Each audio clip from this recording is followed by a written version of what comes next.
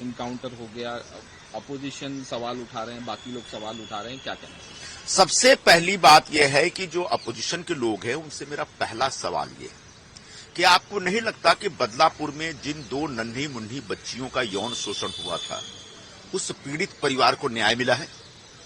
एक।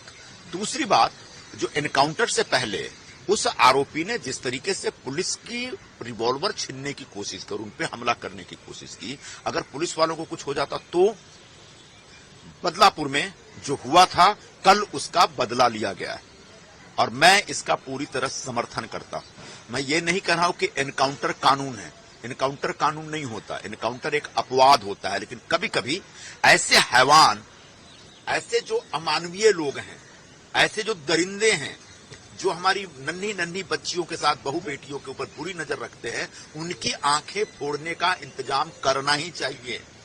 जब बदलापुर की घटना घटी थी तो यही अपोजिशन के लोग, विरोधी पक्ष के लोग इस प्रकार से डिमांड कर रहे थे कि उस आरोपी को भरे चौक में फांसी की सजा दे दीजिए।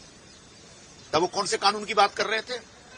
मैं महाराष्ट्र पुलिस का समर्थन करता हूं और महाराष्ट्र पुलिस का विरोध करने वाले लोगों को याद दिलाना चाहता हूं कि 2 राज्य सरकारों का कामकाज देख लीजिए। एक तरफ पश्चिम बंगाल, जहां के मुख्यमंत्री इंडिया गठबंधन की ममता दीदी हैं, एक महिला है, उन पर आरोप लगा कि वो बलात्कार के आरोपी को बचा रही हैं।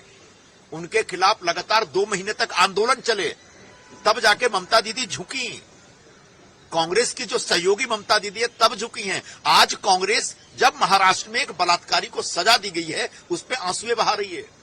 मैं कांग्रेस से पूछना चाहता हूं, उबाठा से पूछना चाहता हूं, शरद पवार जी से पूछना चाहता हूं कि आप बलात्कारी के साथ खड़े हैं या बलात्कार को सजा देने वाले के साथ खड़े हैं?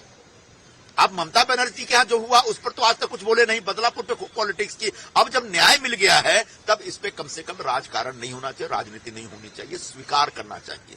विपक्ष के लोग बार बार पिछले दिनों डिमांड कर रहे थे कि हमको लाडली बहन नहीं, सुरक्षित बहन चाहिए। हमारे मुख्यमंत्री ने कहा कि लाडली बहन भी चाहिए, सुरक्षित बहन भी चाहिए, और कल जो हुआ है उससे हमारे पूरे महाराष्ट्र में जो ऐसे हैवानियत करने वाले लोग हैं उनको एक सख्त संदेश दिया गया है कि अगर आपने कुछ ऐसी हरकत की तो आपको छोड़ा नहीं जाएगा। जो लोग हमारी बहू बेटियों की तरफ नजर उठा के देखेंगे उनकी आंखें फोड़ देनी चाहिए, यह संदेशा है।